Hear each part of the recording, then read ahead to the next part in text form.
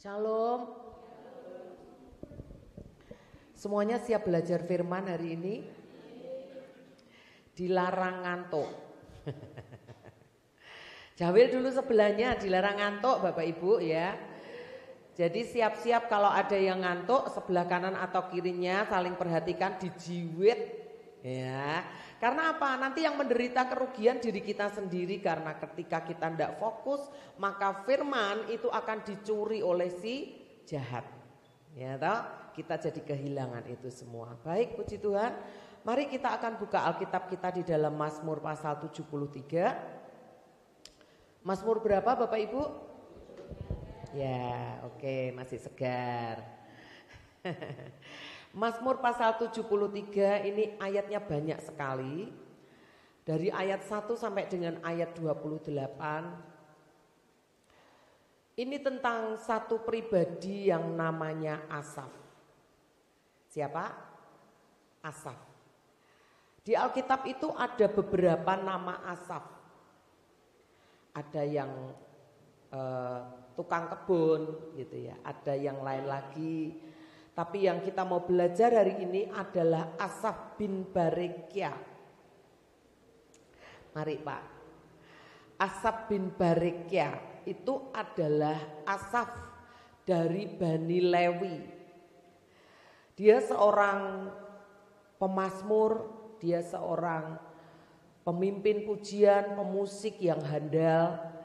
Kelasnya bukan seperti kelas kita di gereja yang masih sangat terbatas seperti ini gitu ya. Tapi Asaf ini adalah orang yang dipercaya dari satu di antara tiga orang yang dipercaya oleh Daud untuk menjadi pemimpin pujian penyembahan, mengkoordinir segala sesuatu tentang pujian dan penyembahan di kerajaannya Daud. Tentu dia bukan orang yang sembarangan gitu ya. Dia pandai musik. Dia dari keturunan Lewi, artinya orang tuanya itu Lewi. Lewi itu adalah orang-orang yang selalu ada di rumah Tuhan untuk melayani Tuhan. Kita bisa simpulkan ya toh, bahwa Asaf ini orang yang selalu ada dalam pelayanan. Gitu? Dia orang yang pasti menguduskan dirinya. Dia punya banyak anak buah yang dipimpin untuk menaikkan pujian penyembahan kepada Tuhan. Betul? Kalau kita melihat biografi yang seperti itu, bahkan dia menulis lagi beberapa mazmur di kitab Mazmur. Dia merupakan salah satu penulis mazmur. Nah, itu dituliskan. Ada banyak mazmur gitu. Tapi ada satu ciri khas, orang itu kan punya ciri khas ya.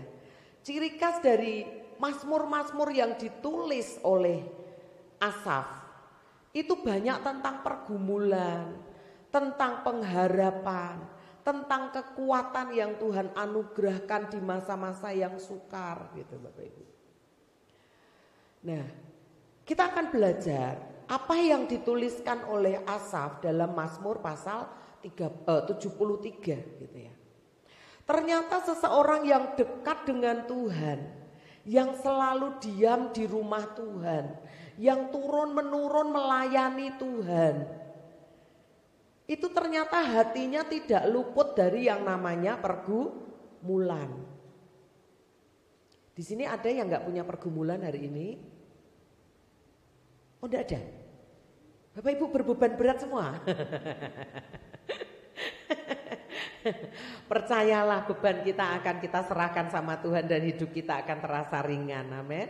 Karena Alkitab berkata bebanmu itu manis dan ringan kalau kita pikul bersama dengan Tuhan. Tapi kalau kita rasakan sendiri, dijunjung-junjung dewe, diselesaikan sendiri, maka semuanya itu terasa sangat berat. Nah, ini bukan orang yang sembarangan. Dia dalam hadirat Tuhan, dia selalu melayani Tuhan. Ternyata dia tidak kebal dengan yang namanya pergumulan. Jadi yang mau namanya rakyat jelata, orang biasa, orang yang melayani dan sebagainya, itu pasti selalu ada dalam pergumulan. Makanya seringkali saya berkata, pergumulan itu biasa. Masalah itu biasa. Kalau enggak mau punya masalah, segera pulang saja. Ada yang enggak mau punya masalah? Pulang, saya nomor 1 antri Bu gitu. Yang tak doa no. Jangan ya, tugas kita masih banyak yang harus kita selesaikan. Nah, orang yang dalam hadirat Tuhan pun gitu ya. Ternyata dia tidak kebal dengan yang namanya pemikiran, perasaan yang negatif. Ini Alkitab mencatat loh dengan jelas. Ayat 3 Bapak Ibu. Di ayat pertama deh kita baca. Sesungguhnya Allah itu baik bagi mereka yang tulus hati. Bagi mereka yang bersih hati. Tetapi aku sedikit lagi maka kakiku terpeleset, nyaris aku tergelincir. Sebab aku cemburu kepada pembual-pembual. Kalau aku melihat kemujuran orang-orang fasik, sebab kesakitan tidak ada pada mereka, sehat dan gemuk tubuh mereka. Mereka tidak mengalami kesusahan manusia dan mereka tidak kena tulah seperti orang lain.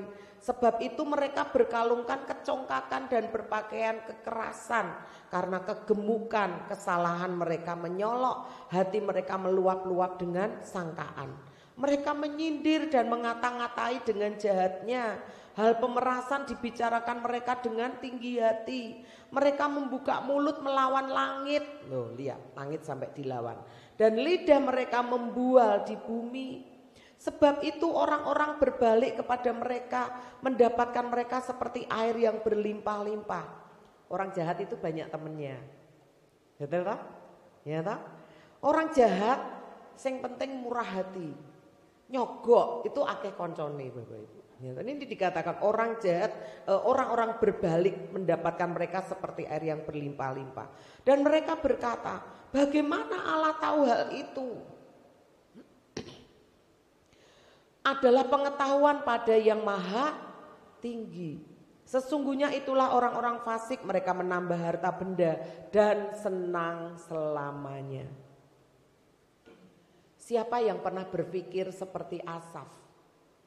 Yang cemburu melihat hidup orang lain yang sepertinya lebih enak dibandingkan hidupnya sendiri. Asaf berkata, aku ini pelayan Tuhan. Aku selalu ada di rumah Tuhan. Aku selalu mengatur semua persembahan yang terbaik untuk Tuhan.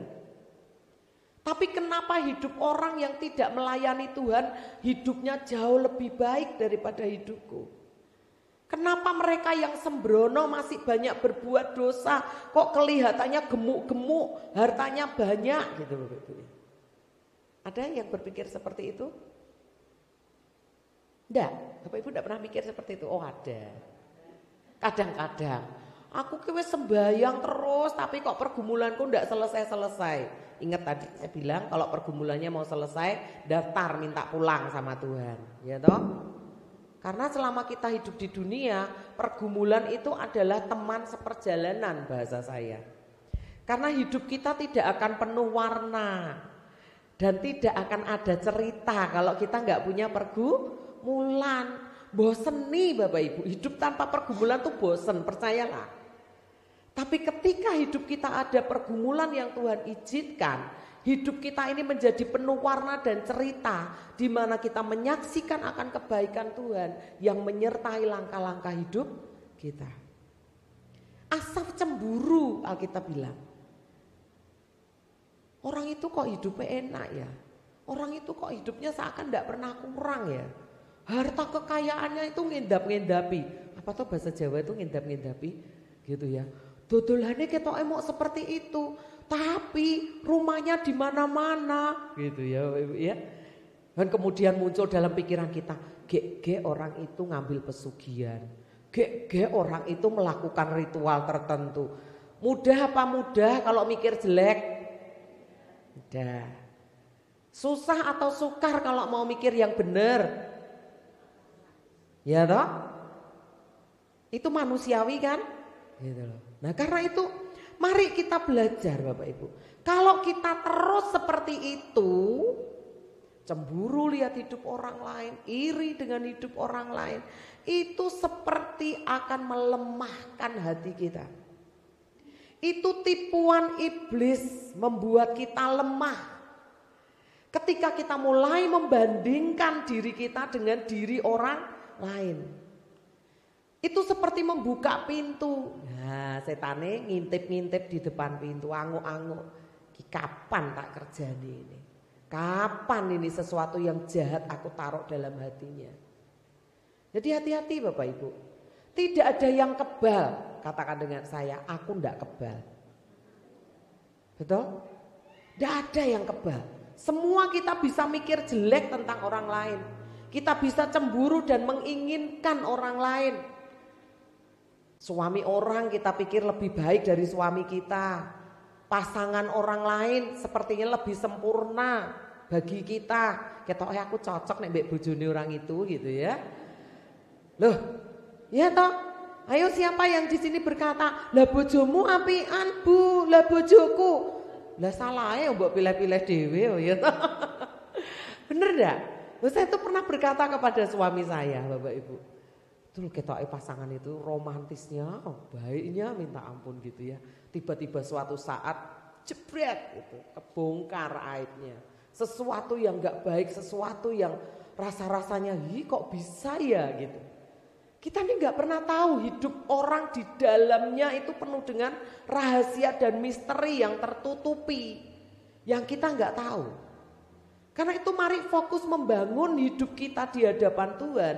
Supaya hidup kita ini menjadi lebih baik dari hari ke sehari.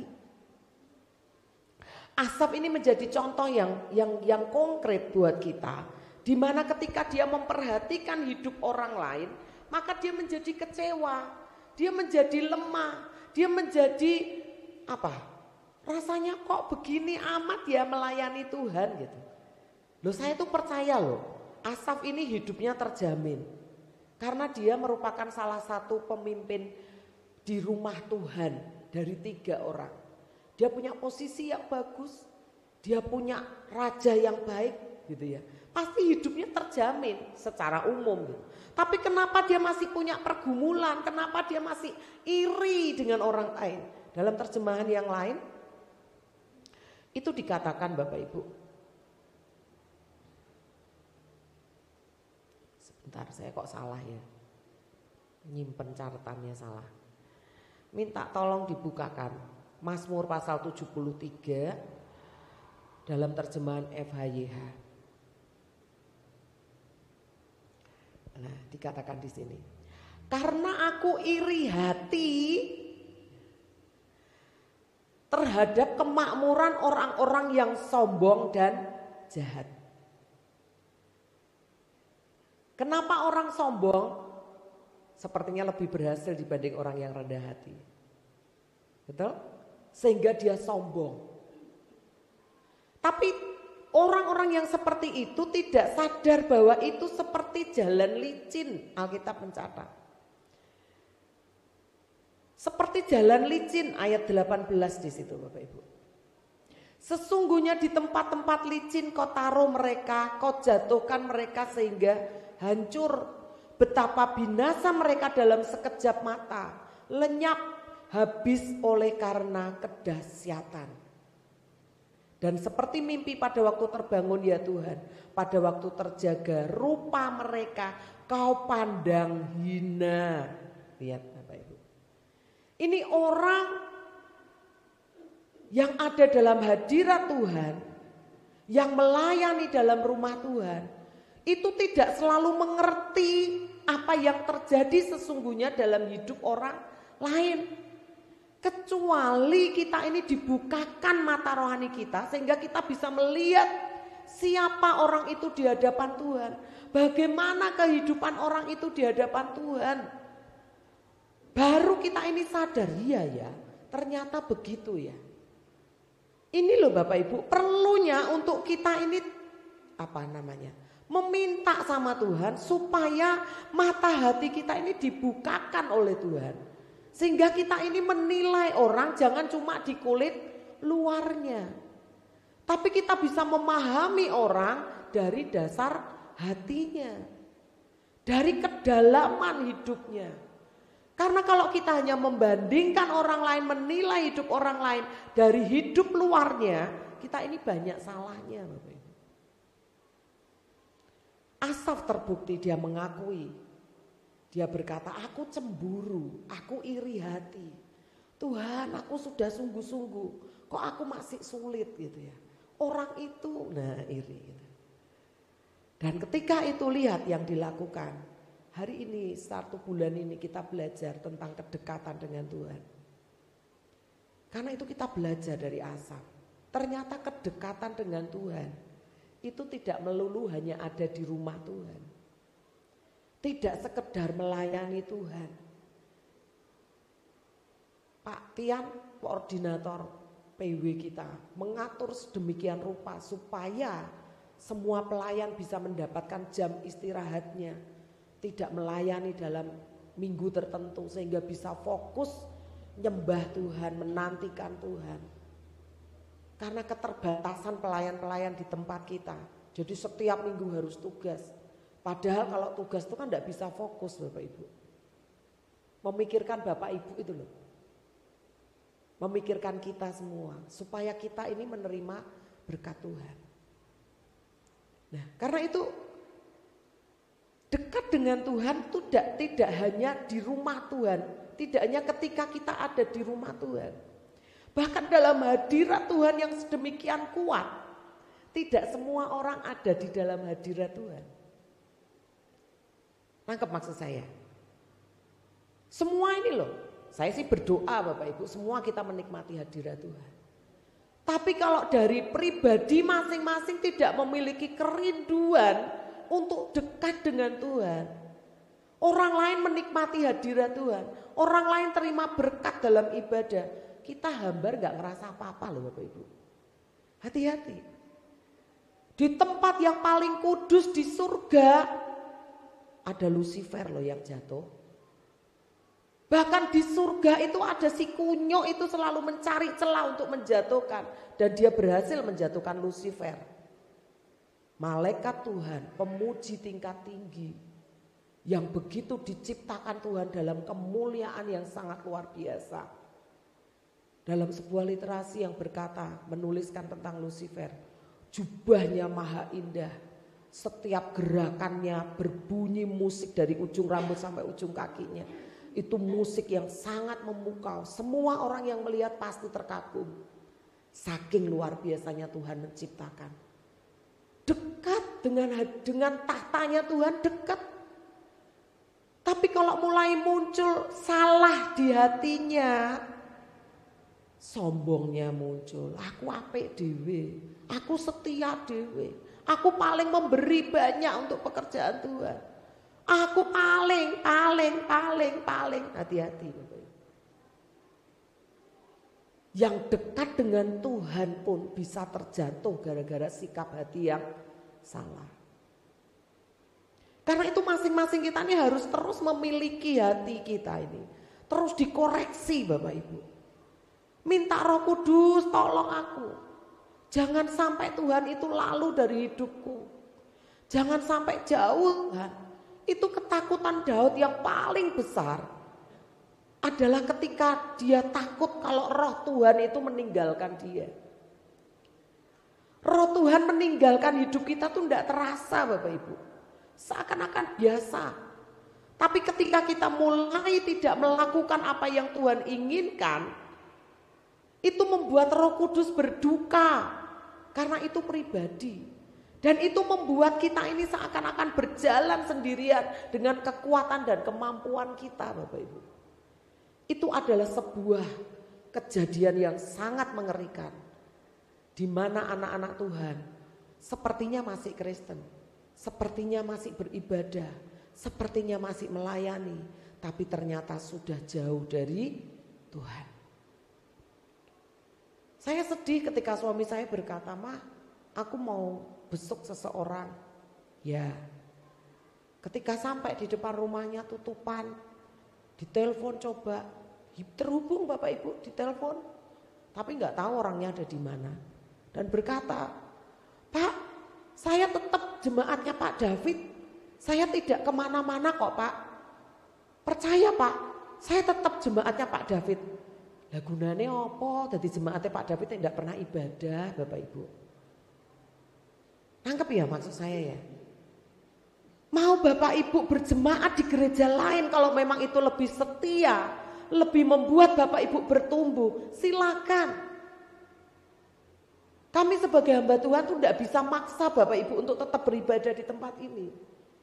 Tapi kami harus memaksa Bapak Ibu, mendorong Bapak Ibu untuk terus bertumbuh dan mengalami Tuhan secara pribadi. Amin.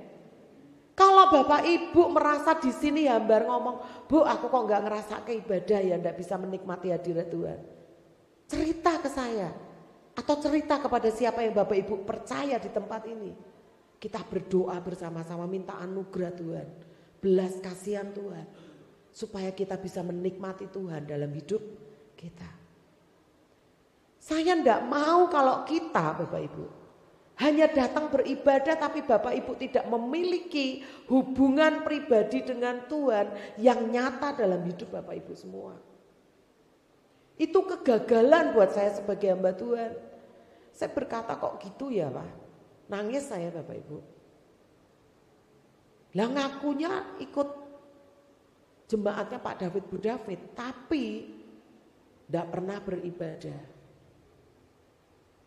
Lah nanti kalau saya bilang udah itu tidak jemaat saya, kira-kira tersinggung Bapak Ibu. Enggak lah ya Bapak Ibu, berdoa supaya kami tidak diberikan hati seperti itu ya. Mari kita mau rangkul sama-sama setiap saudara-saudara seiman yang Tuhan percayakan di tengah-tengah kita. Kalau ada yang gak kelihatan cepat segera dihubungi. Ingatkan bahwa kita harus terus dekat dengan Tuhan. Amin. Nah, lanjut kita lagi lihat di sini. Ini yang terjadi. Kita baca ayat 21. Ayat terjemah FHY gak bisa ya? Oh gak bisa, baik. Kalau begitu saya akan bacakan saja. Mazmur 73 ayat 21.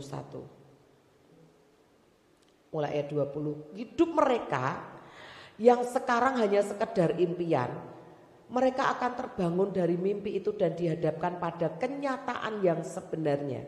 Sampai di sini Bapak Ibu lihat orang yang hari kemarin begitu berhasil, gagah, kuat dan sebagainya.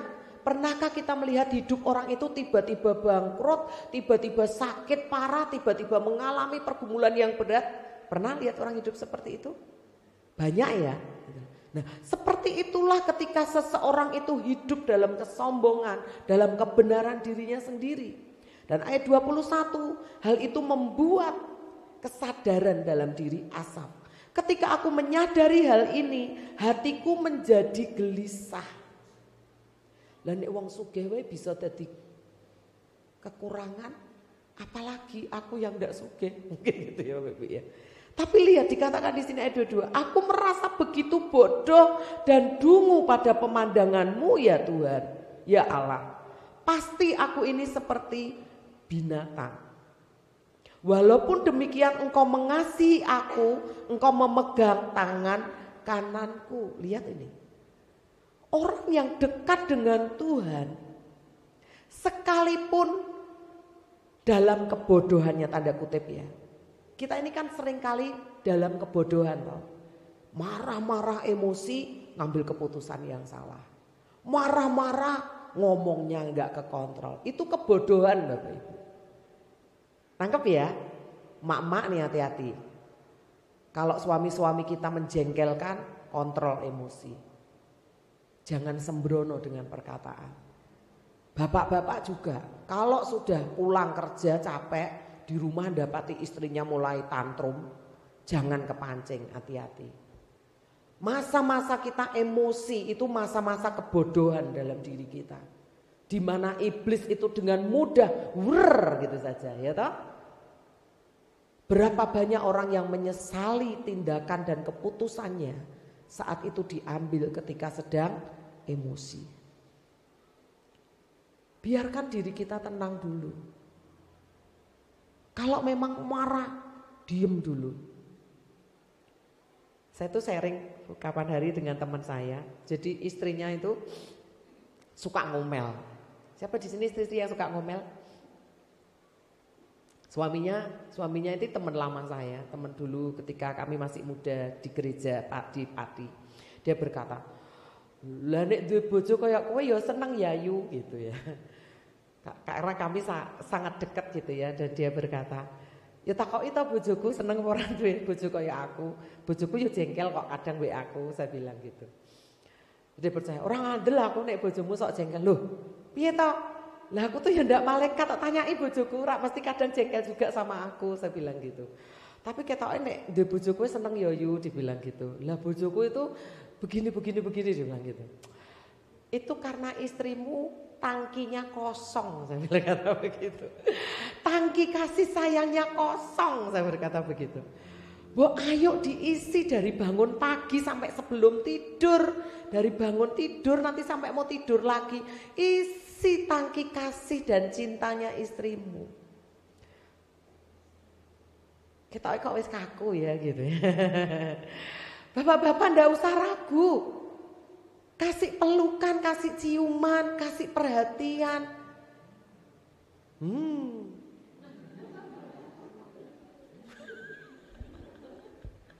Itu bukan sesuatu yang tabu bagi yang sudah menikah. Kalau yang belum menikah jangan ya. Yang belum menikah jangan kepengen dulu, belum waktunya. Tapi yang sudah menikah, ayo tunjukkan. Nanti yang laki-laki tanya Pak David ya. Pak David kok Bu David seneng terus tuh diapakno kan gitu ya. Yang perempuan-perempuan tanya sama saya, Pak David kok ketake guyang-guyu terus diapakno Bu gitu ya. Nanti tak ajari.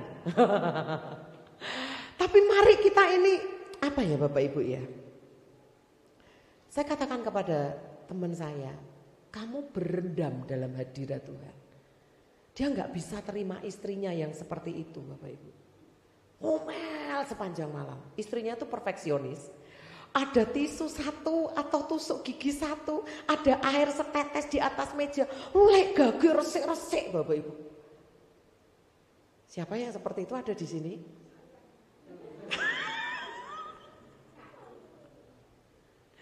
Firman Tuhan tidak pernah salah toh? Iya toh? Firman Tuhan itu firman yang menelisik sampai ke dalam memisahkan daging dan sumsum kita itu loh. Dia berkata, aku yang capek melihatnya. Langku nek wes ngeluh, aku capek ngene mau, tanganku ngene mah, kakiku ngene mah. Lah mbok wes gitu loh. Tak ambil no pembantu, mereka tuh orang kaya Bapak Ibu. Tak ambil no pembantu orang kanggo. Nah, Bapak Ibu lihat. Nah, saya berkata, istrimu dekat sama Tuhan enggak? Wah boro-boro, nek aku lunga gereja wis digremengi. Gereja terus gitu bayangkan Bapak Ibu. Anak-anaknya itu pelayan Tuhan dua-dua. Yang satu suaranya bagus, menang lomba terus Bapak Ibu. Yang anaknya nomor 2 tuh pinter banget gitu ya. Nah, istrinya ini ya kadang-kadang mau MK, kadang-kadang enggak. Kalau minggu tetap ke gereja. Setia mereka, tapi tidak punya kedekatan. Saya berkata kepada teman saya, kamu yang waras, kamu yang dekat sama Tuhan, lebih dekat lagi sama Tuhan. Supaya apa? Supaya kasihnya Tuhan itu memenuhi hatimu.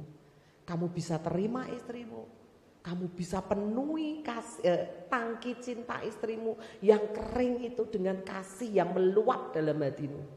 Lah nek kamu sendiri belum meluap dengan kasihnya Tuhan, bagaimana kamu bisa mengalirkan cinta dan kasihmu untuk istrimu yang kering? Betul Bapak Ibu? Tidak ada satu orang pun yang bisa kuat dalam hidupnya kalau dia nggak dekat dengan Tuhan. Hidup ini terlalu jahat, terlalu berat untuk kita hadapi dengan kekuatan kita sendiri Bapak Ibu. Ini dikatakan makanya, aku merasa begitu bodoh dan dungu. Pada pemandanganmu ya Allah, pasti aku ini seperti binatang. Kenapa sampai vulgar dikatakan seperti binatang? Binatang itu tahu Bapak Ibu? Kalau datang sadisnya anaknya juga dimakan. Betul? Loh, manusia itu kan lebih dari kadang dari binatang. Sekarang lihat, ketika kasih menjadi dingin, bapak memperkosa anak. Betul? Ibu berhubungan dengan anak laki-lakinya. Lihat, kasih itu menjadi hambar.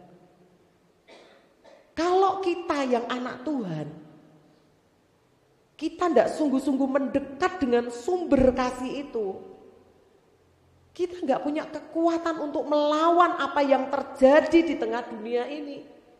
Semua orang butuh kasih, Bapak Ibu. Dan kita dalam batas tertentu, kalau kita nggak di-recharge terus sama Tuhan, nggak diisi terus tangki kasih hidup kita ini, kita capek loh. Betul? Dicurigai terus, dicemburuin terus, nggak dipercaya terus, apalagi diomelin terus, belonjone dikurangi terus. Siapa yang tahan? Ayo, diatur-atur terus. Laki-laki, saya mau sampaikan, istrimu, pasanganmu, itu serahkan ke Tuhan. Jangan pengen mengubah sesuai dengan kemauanmu. Kau akan capek dan kau akan kecewa. Tapi ketika engkau menyerahkan pasangan atau istri atau suami atau anakmu kepada Tuhan, ada sesuatu yang gak cocok di hatimu, kok seperti ini ya, cukup diingatkan baik-baik. Selanjutnya serahkan ke Tuhan, doakan Tuhan, kok aku punya pasangan yang seperti ini ya. Kita mau ngamuk-ngamuk seperti apapun Bapak Ibu, istrinya jadinya pasti malah ribut. Betul enggak? Tidak ada satu orang pun yang bisa mengubah hati orang lain. Yang bisa merubah itu cuma Tuhan. Karena itu bawa ke Tuhan. Minta Tuhan rubah pasanganmu. Tapi jangan buru-buru seneng gitu ya. Karena kalau Tuhan kita minta Tuhan untuk merubah pasangan kita, maka jawaban Tuhan akan selalu sama.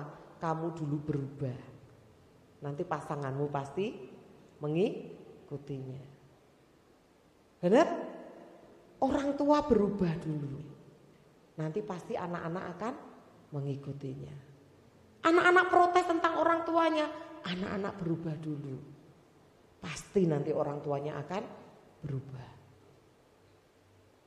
Siklusnya seperti itu Bapak Ibu. Karena di sini ini lihat vulgar sekali. Asap ini berkata, ketika hatiku merasa pahit dan buah pinggangku menusuk-nusuk rasanya.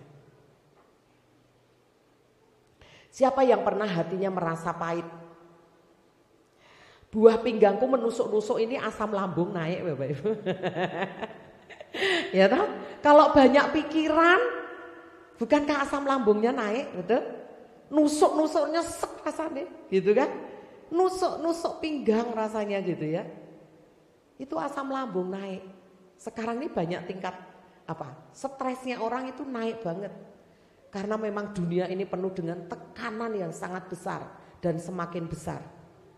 Karena itu mari dikatakan di sini ayat 23, tetapi aku tetap mari kita baca sama-sama. 2, 3. Tetapi aku tetap di dekatmu, engkau memegang tangan kananku.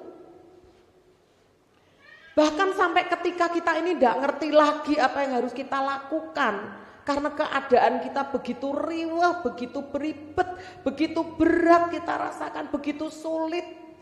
Bahkan kita sudah nggak tahu apa lagi yang harus kita kerjakan untuk menyelesaikan pergumulan kita. Asap mengajari kita, duduk tetap dekat dengan Tuhan. Nggak usah kemana-mana, nggak usah cari pertolongan pada manusia. Nggak usah berharap pada manusia sehebat apapun manusia itu. Percuma. Katakan percuma. Amin. Loh, kita ini kalau cerita sama manusia Bapak Ibu, pasti diceritakan pada orang lain. Itu pasti. Nggak bisa ndak. Tak kandani ya, tapi aja kondo-kondo. Wah, tetep kondo-kondo. Sekalipun tujuannya kondo-kondo itu untuk anu ya bantu doa ya, si ini begini ya tetap disampaikan Bapak Ibu gitu ya. Tapi ketika kita sungguh-sungguh cerita dengan Tuhan, Tuhan itu bukan ember seperti kita. Dia bisa menyelesaikan semua itu dengan cara yang excellent, dengan cara yang terbaik bagi kita. Nah, lanjut lagi, dikatakan engkau memegang tangan kananku, dengan nasihatmu engkau menuntun aku, dan kemudian engkau mengangkat aku di dalam kemuliaan. Dalam terjemahan yang berbeda, dalam FHIH dikatakan Bapak Ibu, walaupun demikian itu kita seperti binatang tadi loh ya, kita melakukan kesalahan, kita melakukan kebodohan gitu ya. Walaupun demikian engkau mengasihi aku, engkau memegang tangan kananku. Sepanjang hidupku engkau akan terus membimbing aku dengan nasihatmu. Setelah itu engkau akan menerima aku di dalam kemuliaan surgawi. Ini loh bagian kita. Kalau dalam masa-masa kebodohan, masa-masa sukar, ketika kita tidak ngerti apa-apa, duduk dekat Tuhan, maka Tuhan akan memberikan nasihat. Kalau kita hanya merenungkan masalah kita itu kita renungkan sendiri, dipikir-pikir dewe, hasil pemikiran kita sendiri tidak bakal selesai Bapak Ibu. Capek, nanti cepat tua Bapak Ibu. Ya kan? Berkerut dahi kita gitu ya. Tapi ketika kita datang kepada Tuhan, Tuhan wis rasanya tidak kuat. Tuhan rasanya berat, buntu Tuhan. Gimana ini gitu. Maka dia akan dikatakan di sini membimbing dengan nasihat. Membimbing dengan nasihat. Dan kesadaran ini yang dimiliki oleh Asaf. Sehingga dia berkata dalam ayat 25, siapa lagi yang kumiliki di surga kalau bukan engkau? Dan di bumi ini tidak ada yang lebih kurindukan daripada engkau. Kesehatanku mundur. Ayat 26. Semangatku patah, namun Allah tetap sama. Dialah kekuatan hatiku, dialah milikku untuk selama-lamanya. Bapak Ibu, siapa di sini yang kuat terus? Wah, aku enggak pernah sakit Bu. Aku sehat terus, aku kuat terus, apapun tak hadapi, tatak gitu. Kan enggak ada tuh Bapak Ibu. Makin lama ini kan tubuh kita ini juga makin berkurang kan kemampuannya. Yang dulunya malam-malam sepeda motoran keluar kota nggak jaketan dan sebagainya kuat tuh gitu ya. Makan telat sekali makan langsung banyak nggak apa-apa pencernaannya. Tapi semakin bertambah umur kita nggak bisa hidup ngawur seperti itu lagi kan. Betul ya? Alkitab berkata kesehatanku mundur, semangatku patah. Kapan ini? Ya saat pergumulan terjadi. Betul? Orang sehat kalau banyak pikiran jadinya tubuhnya jadi gak sehat juga. Alkitab ini menulis dengan sangat jelas kepada kita untuk kita pahami bahwa ketika kesehatan kita mundur ayat 26, sekalipun dagingku dan hatiku habis lenyap, gunung batuku dan bagianku itu tetaplah Allah selama-lamanya. Dia yang gak pernah berubah Bapak Ibu. Kalau saya bisa berubah, Bapak Ibu bisa berubah, orang tua bisa berubah, anak bisa berubah. Jadi jangan kaget kalau suami, istri, anak kita kadang berubah. Jangan kaget. Karena yang menjadi bagian kita itu adalah Tuhan sendiri. Saya berkata dengan Bapak, kami seringkali sharing. Nah saya berkata, Kesia sudah besar. Nanti kalau dia sudah menikah, mungkin dia akan tinggal terpisah dengan kita. Mungkin dia sudah punya kehidupan yang tersendiri. Kita nggak bisa nyampuri lagi urusannya. Kita nggak boleh terlalu mengatur-ngatur jalan hidupnya. Loh kalau orang tua itu sayang, kan mesti nggak mungkin kan, nggak ngatur itu mesti ngatur kan ya Bapak Ibu ya. Tapi ketika anak-anak sudah dewasa, bisakah kita harapkan anak-anak itu terus nurut dengan kita seperti ketika dia masih kanak-kanak? Nah nek masih kanak-kanak nggak nurut jewer gitu ya, betul ya. nek perlu dipukul gitu. Alkitab berkata, didik anakmu dengan tongkat dan rotan. Boleh ketika masih kecil. Tapi ketika sudah pemuda, sudah dewasa, mosok yo anaknya nakal terus kita keprui gitu kan tidak mungkin tuh Bapak Ibu ya. Padahal ketika dewasa anak-anak kita apakah lepas dari kesalahan? Belum tentu juga. Tapi bagaimana kita menyikapinya? Kalau hati kita salah, kalau respon kita salah, kalau kita menjadi kecewa, itu kita sendiri yang salah. Alkitab berkata, Tuhan bagian kita, Allah yang tetap sama, Dialah milik kita untuk selama-lamanya. Bahkan suami atau istri itu bukan milik kita. Ketika Tuhan berkata, pulang. Saya Tuhan lah bojoku durung siap, bisa seperti itu. Atau ketika kita Roh Kudus mungkin berkata, bojomu tak panggil ya. Saya toh Tuhan aku belum siap ditinggal bojoku. Kan gak bisa toh Bapak Ibu. Betul enggak? Usaha yang kita bangun dari kecil kita perjuangkan semakin besar. Pekerjaan yang kita lakukan berpuluh tahun. Ketika Tuhan berkata, enough, cukup. Kamu sampai di sini kerjakan itu. Besok enggak lagi kamu kerjakan. Bisakah kita berkata tidak Bapak Ibu? Tidak kan? Tapi yang tetap menjadi milik kita itu adalah Allah. Adalah Tuhan.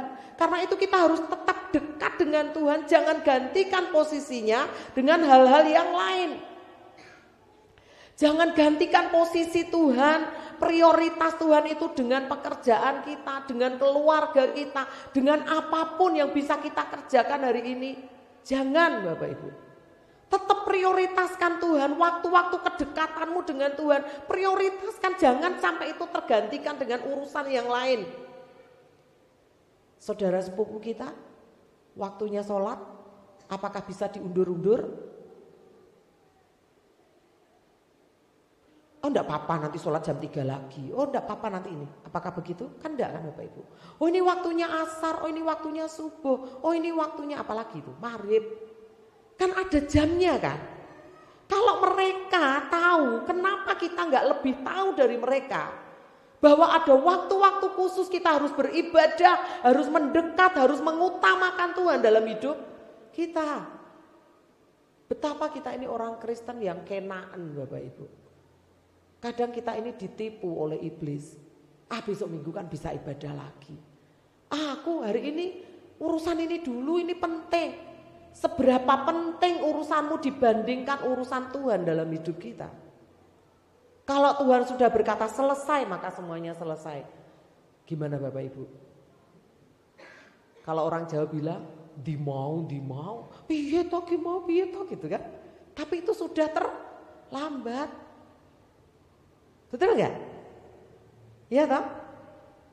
Karena itu selama kita ini masih bernafas, selama kaki kita bisa masih melangkah, selama kita masih ada waktu dan kesempatan, utamakan Tuhan dalam hidup kita.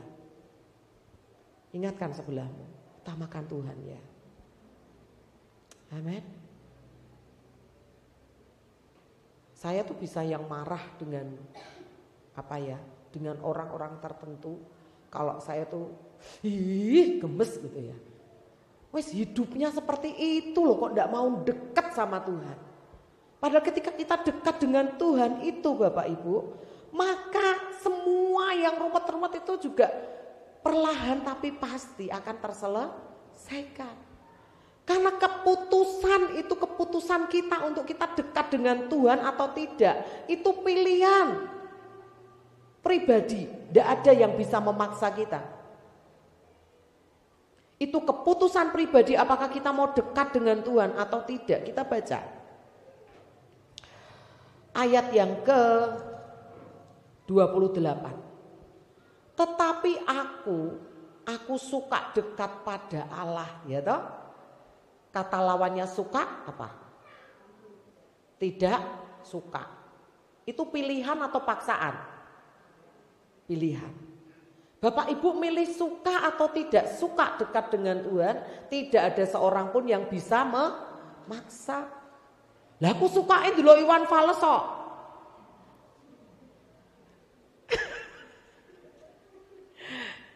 jam ibadah dikorbankan. Ya jangan, nanti kan bisa selesai ibadah, Iwan Fals kan mesti lama. Betul ya? Lah aku suka bola. Loh, suka itu lawannya tidak, suka itu 100%, tidak suka itu juga 100%. Bergeser sedikit itu tidak terus ada derajat yang berbeda loh Bapak Ibu. Geser sedikit antara suka ya sudah tidak suka. Itu garis merah yang jelas yang harus kita pilih dalam hidup kita. Sek nonton sinetron sek, engkau nanti ibadah apa baca Alkitab, taruhan sama saya. Fokus ndak baca Alkitab setelah nonton sinetron. Nanti lah yang kebayang-bayang di sini sinetronnya terus. Ya Pak ya? Loh, Bu David nek ngomong sukanya bener ya gitu kan. Betul ya? Nggak apa-apa kalau ibu-ibu mau senyum-senyum aja, mau ketawa-ketawa aja, bebas kok kita di sini. Itu tandanya roh Tuhan tahu kebutuhan kita dengan tepat. Bahwa dia mau merubah hati kita. Dia mau membentuk dan memperbarui hidup kita. Ini semakin serupa dengan firman-Nya. Amin? Sik blonjo sik. Gitu ya. Yang penting blonjo sik jajan sik. Soal persembahan itu soal carry. Nah, padahal kuncinya berkat di situ gitu kan. Ya, pilihan lagi, suka atau enggak suka. Tapi yang kedua, dekat dengan Tuhan itu setelah suka atau enggak suka. Dekat dengan Tuhan itu perlu diusahakan. Saya tahu kita ini orang sibuk semua, orang hebat semua. Yang mungkin kalau bisa minta sama Tuhan, Tuhan tambahan jam dan Tuhan 24 jam itu kurang kayaknya. Ada yang ngomong gitu? Kalau saya tuh minta jamnya dikurangi ya Bapak Ibu. Supaya apa? Supaya tidak terlalu capek kan begitu ya. Karena untuk dekat dengan Tuhan itu tidak bisa terjadi begitu saja. Harus diusahakan. Dari pihak Tuhan untuk dekat dengan kita. Dia sampai turun loh dari tahtanya di surga. Betul? Loh Tuhan Yesus tuh Bapak Ibu enggak nyembah, saya enggak nyembah Tuhan Yesus, dia itu tetap Tuhan kok. Amin. Manusia semua enggak peduli, enggak percaya sama Tuhan Yesus, dia tetap Tuhan kok. Dia punya kerajaan, dia punya tahta yang besar di surga. Tapi dia turun ke dunia untuk apa? Untuk mendekat dengan kita. Effortnya itu loh luar biasa Bapak Ibu. Untuk dekat dengan kita. Nah bagaimana kita ini? Halo yang cewek-cewek, kalau ada cowok yang deketin, kriterianya bagus, eman-eman gak untuk dilepas? Ini kayaknya sayang deh kalau dilepas. Ini usahanya untuk mendekati aku luar biasa nih gitu ya. Betul ya? Kita tentunya balas pengen deket gak sama yang model begituan? Ya mungkin padahal itu manusia tidak sempurna. Apian sih Bu, tapi ada jengkel none. Oh nek kayak gini tuh aku sudah suka, gitu kan? Itu manusia. Coba cari apa yang kita nggak suka tentang Tuhan Yesus. Ada yang berani ngomong enggak? Apa yang kurang pada diri Tuhan Yesus dalam hidup kita? Apa yang masih kurang diberikan Tuhan Yesus bagi kita? Ada yang bisa nunjukkan? Kenapa kita masih beralasan untuk tidak suka dekat dengan Tuhan? Kenapa kita tidak mengusahakan untuk dekat dengan orang yang seperti itu? Dengan bos kita, supaya gaji kita naik saja kita suka deket-deket kan? Ambil hatinya, rajin bekerja. Wah, tidak disuruh-suruh. Oh Pak, ini Pak tak kerjain. Betul begitu? Dengan orang yang murah hati, kayak saya ngape-ape mbek kae lho Bu, mesti sering dibantu Bu. Loh, kami ini apa? Gereja kita kan keberkatan dengan ada beberapa teman-teman pengusaha yang memberikan donasi setiap 2 bulan itu ya Bapak Ibu ya. Gitu beberapa hamba Tuhan itu gini, Pak boleh minta nomor teleponnya Pak itu enggak? Mau deket-deket gitu ya. Memang kita yang deket saja kita gak mau deket-deket takut dikira minta-minta gitu ya. Bapak Ibu dengar kan temannya Pak Chandra bilang, Pak David itu enggak pernah minta loh. Karena hamba-hamba Tuhan yang lain banyak yang minta-minta Bapak Ibu. Lah kok enggak minta sama Tuhan saja? Sumber dari segala sesuatu yang ada di dunia. Betul? Mau mendekat sama siapa kita ini? Kalau kita enggak mengusahakan dari pihak Tuhan, dia sudah terlalu sempurna dan tidak ada lagi yang tidak bisa diperbuatnya. Kenapa kok kita enggak mendekat sama Tuhan? Yang ketiga kita belajar dari Asaf, dekat dengan Tuhan. Itu berani, artinya berani jujur, berani ngaku apa adanya dengan Tuhan. Tuhan itu suka dengan keterbukaan kita. Tuhan aku jengkel loh Tuhan. Tuhan aku kayak sakit hati. Tuhan aku kayak khawatir loh Tuhan. Tuhan aku pengen marah, pengennya takwih, pengennya ketemu orang itu tak keruas aja gitu. Ngomong aja Bapak Ibu. Tapi nek di depan orangnya, ya jangan dikeruas tenanan. Anak Tuhan kok kayak gitu ya Bapak Ibu ya. Tapi dengan Tuhan mari bebaskan diri kita ini berekspresi seperti si Asaf ini bilang tadi kan. Aku cemburu Tuhan. Aku iri dengan hidup orang lain Bapak Ibu. Karena apa? Ketika kita ini mengakui kelemahan kita. Tuhan aku kok terus cemburu dengan istriku, aku kok terus cemburu dengan suamiku. Aku kok susah ya percaya kalau dia sudah berubah. Aku kok begini ya Tuhan. Ngomong terus terang sama Tuhan. Tuhan itu tahu kelemahan kita, Tuhan tahu kekhawatiran kita. Tuhan tahu ketakutan kita, Tuhan tahu keterbatasan kita. 2 Korintus pasal 12 ayat 9. Dia berkata, namun aku berkata kepadamu, anugerahku cukup bagimu. Karena kuasaku disempurnakan dalam kelemahan. Sebab itu aku lebih senang berbangga atas kelemahanku. Supaya kuasa Kristus diam di dalam aku. Ini perkataan Paulus. Dia nabi besar. Dia rasul yang luar biasa dipakai Tuhan. Dia mewartakan kabar baik di mana-mana. Dia mengalami aniaya. Dia mengalami persekusi, dia mengalami digigit ular, bencana dan sebagainya. Di situ dia menyadari keterbatasannya. Bahwa kuasa Tuhan itu yang membuat hidupnya sempurna. Kuasa Tuhan itu yang mengatasi semua kelemahannya. Karena itu mari Bapak Ibu, ayat 28 di situ. Aku suka tetapi aku suka dekat pada Allah. Aku menaruh tempat perlindungan Tuhan Allah supaya dapat menceritakan segala pekerjaannya. Dalam terjemahan yang berbeda saya membacakannya Bapak Ibu. Sedangkan aku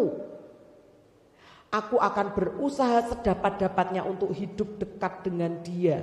Aku telah memilih Dia dan aku akan bercerita kepada semua orang tentang bagaimana ia menyelamatkan aku dengan cara-cara yang mengagumkan.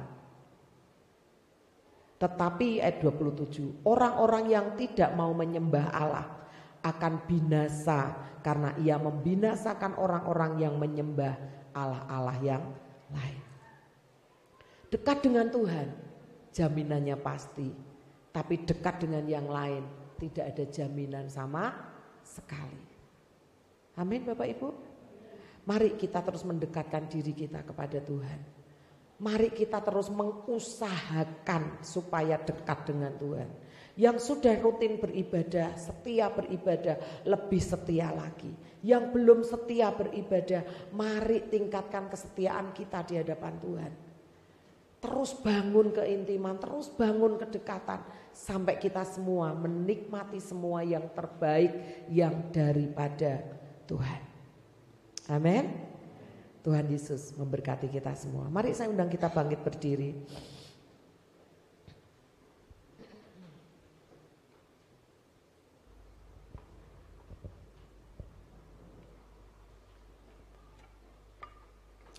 Haleluya Yesus, terima kasih.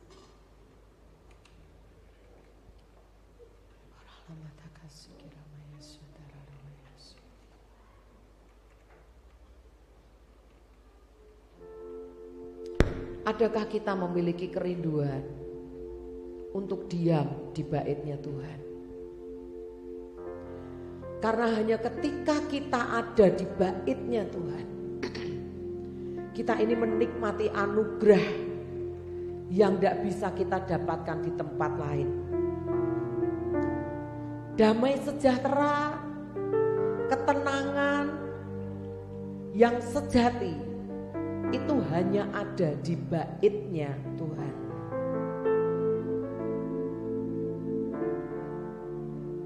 Kata haus dan lapar, Alkitab mencatat dalam bahasa aslinya, itu artinya seperti orang yang kelaparan, yang sudah sangat lapar, perutnya melilit, sakit, saking laparnya. Bisakah kita memiliki kerinduan kepada Tuhan seperti orang yang sangat-sangat lapar? Orang yang kelaparan, yang pengen makan. Orang yang kehausan sampai kering tenggorokannya, sampai bibirnya pecah-pecah karena itu dia sangat pengen minum. Bisakah kita seperti itu dengan Tuhan? Menginginkan Tuhan, atau kita menyia-nyiakan kesempatan yang Tuhan beri untuk kita bersekutu kepada Tuhan? Sekali lagi, tidak ada yang bisa memaksa kita, tapi mari kita paksa diri kita sendiri. Minta sama Tuhan, Tuhan kasih aku haus lapar akan Engkau. Kasih aku kerinduan yang besar untuk terus semakin dekat dan dekat dengan Engkau. Di situ engkau akan dapatkan semua jawaban dari semua pergumulan hidup. Dicari di tempat manapun kau tidak akan temukan. Tapi kau akan temukan jawaban pergumulanmu ketika engkau ada dalam hadirat Tuhan. Ketika engkau dekat dengan